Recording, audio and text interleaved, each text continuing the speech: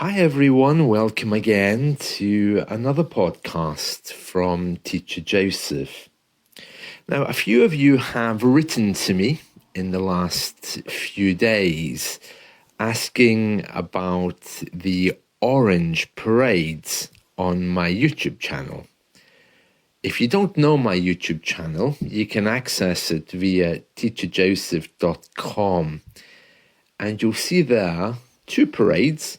One from Saturday in Glasgow and another, I think, from a few weeks ago in Paisley.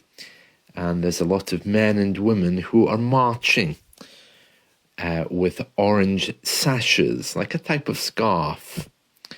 And these marches, especially the Glasgow one, are very big and colourful. And in fact, in Glasgow, there were 55 marches on Saturday, and they all kind of met up to become one huge march in the afternoon. Now, a few of you are a bit surprised by these marches because you don't know what they are. Perhaps in your country they don't exist, or maybe in your country there's a problem with demonstrating, protesting, or celebrating on the streets. So I wanted to take a moment to explain what these orange marches are, and also why, even in today's society, they are very, very important. So let's begin then. So the Orange Order, that's the people who do these marches. Let's call it the organization, the Orange Lodge. They're celebrating by walking on the street a battle which took place, which put Prince William of Orange from the Netherlands on the throne here in the UK. There was a big battle to get him there in 1690. And he, along with his wife, Queen Mary, they became our king and queen. Now, there was another reason, of course, that they were fighting in order to get the English crown, and that was another prince, and he was Roman Catholic, whereas Prince William was Protestant. So they're marching in the street to remember this event. That's what all the banners are about. The battle between these two relatives, I think they were cousins of each other, I could be wrong there, that took place on the shores of the River Boyne in Dublin in 1690. So in many ways, they're reenacting that march to the River Boyne, where Prince William of Orange was the leader and the man who took the throne. So that's a very simple and easy way to talk about what they're doing on the streets. But there's something much deeper happening as well. Something much more profound, which can't be ignored with these parades, and that is about the Reformed Protestant tradition, because these relatives who were fighting, these two princes, as I mentioned a moment ago, one was Catholic and one was Protestant.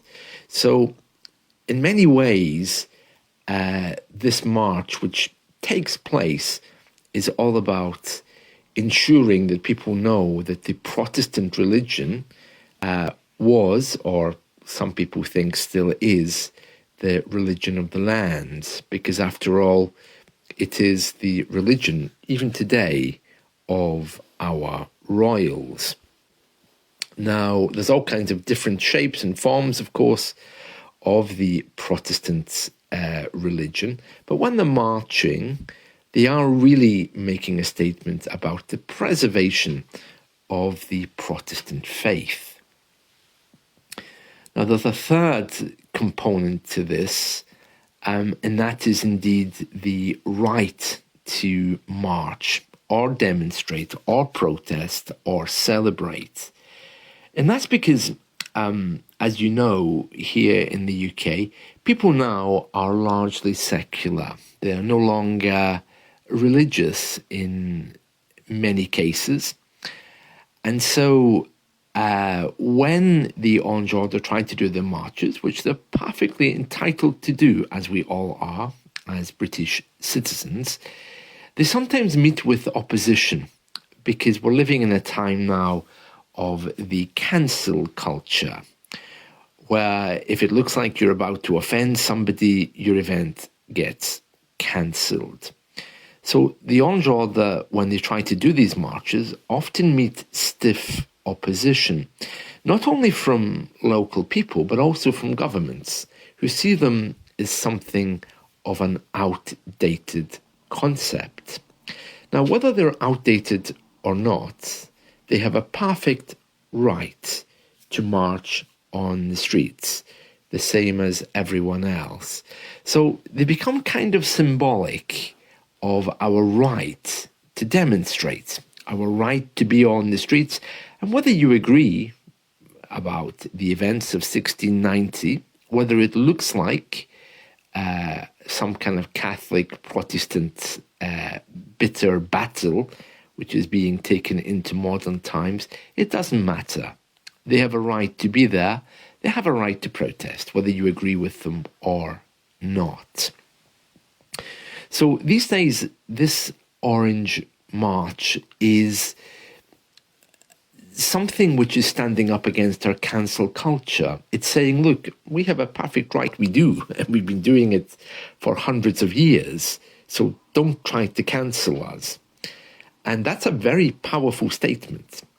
And indeed, it could be argued that that right is all about the Protestant tradition.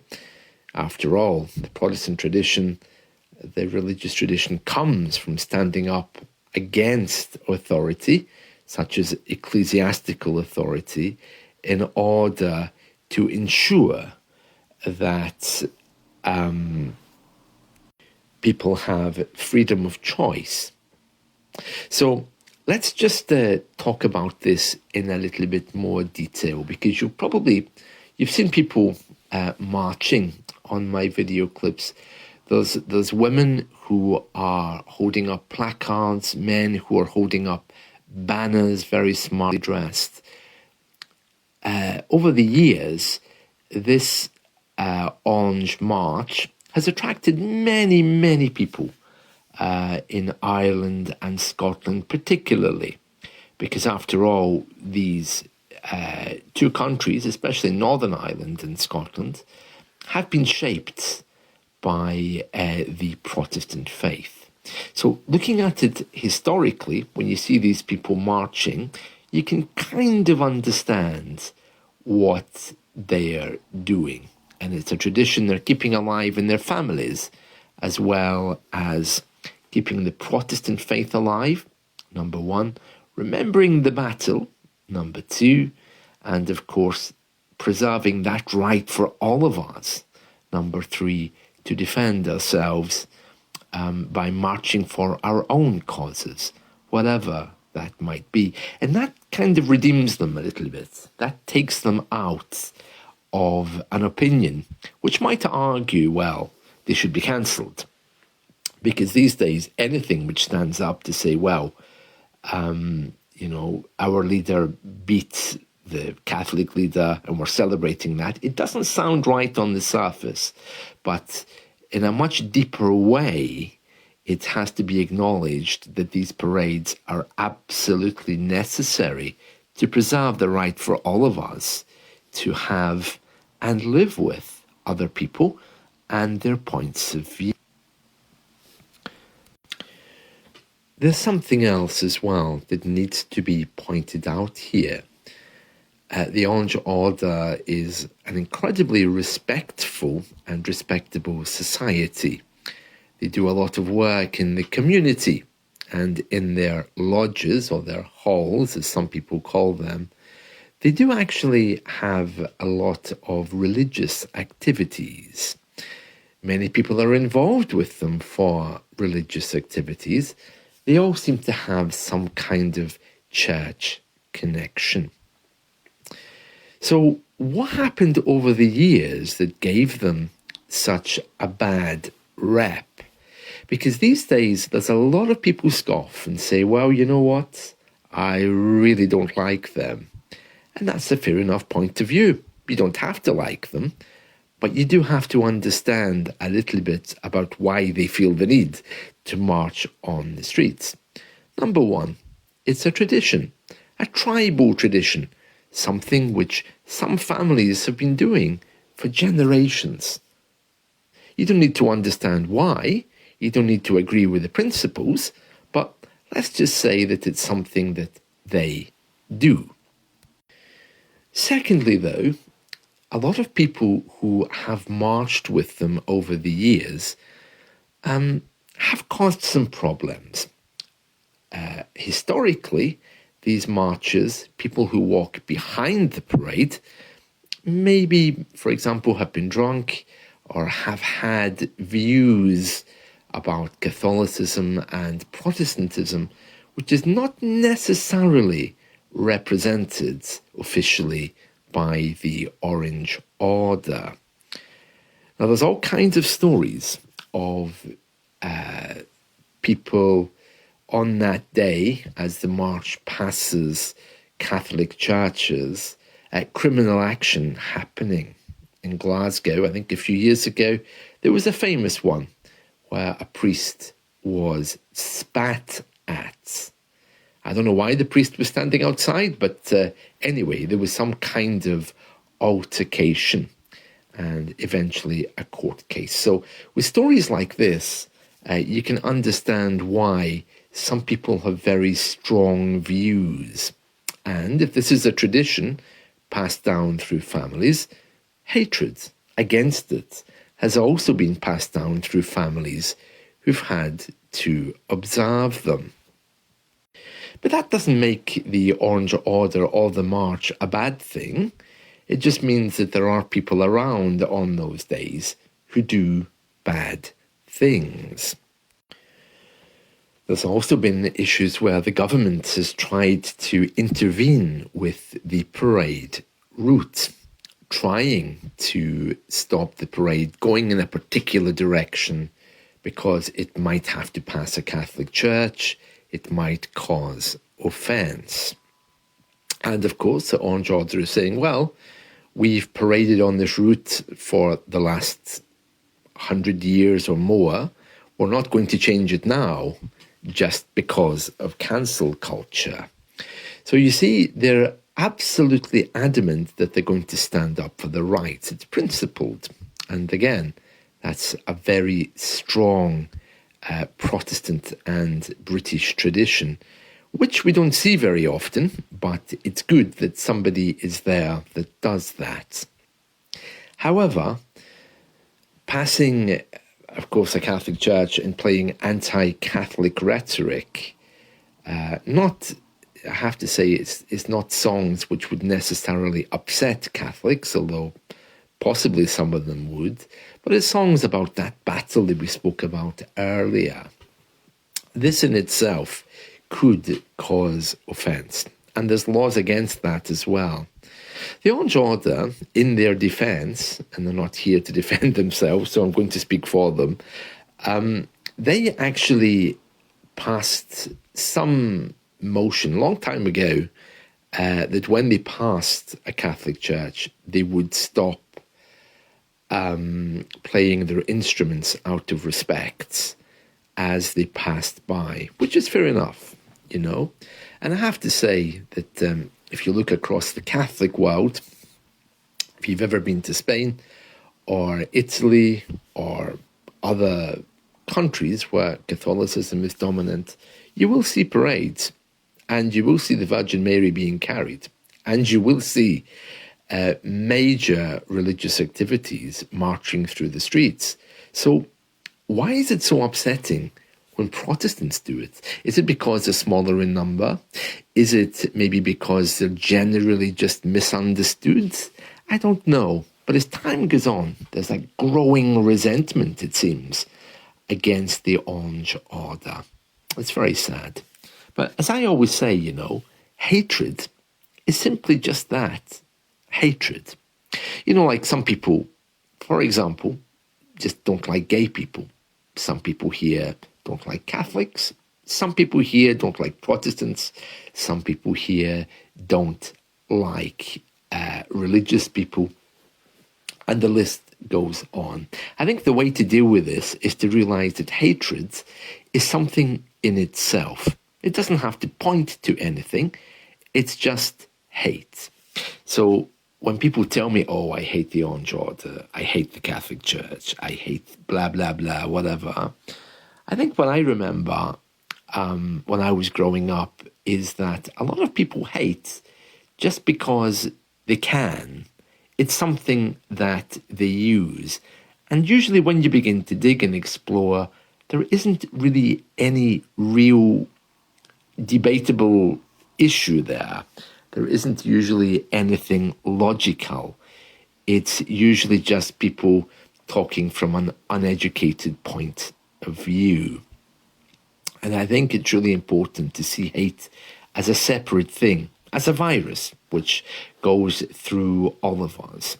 I think we get that from Christianity, which taught us about good and evil. Some people, they prefer to see evil, and that's all they see, rather than balancing it with the good.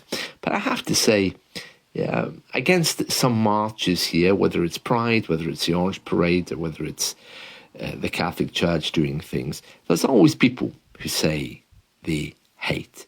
But if we separate the hate, what if things are just okay? We don't have to hate them. We can just choose not to have an opinion.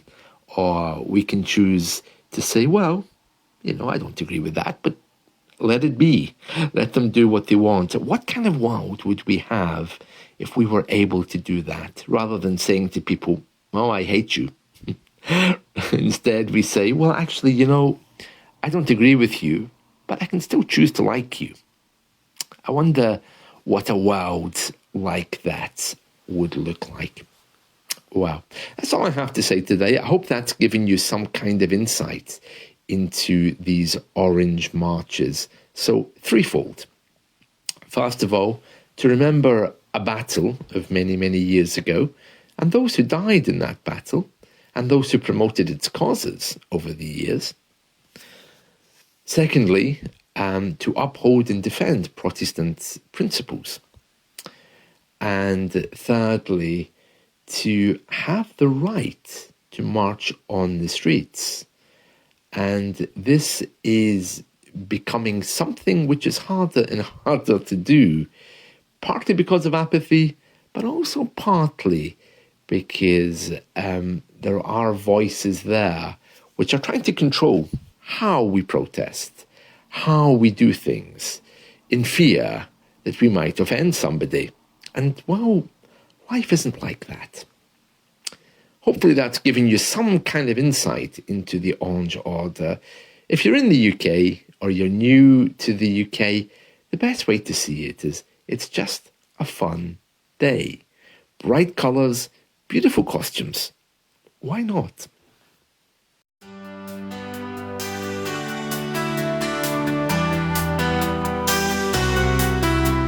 Joseph, the English teacher, guiding words like a preacher. Chalk in hand, he's on a mission, shaping dreams with precision.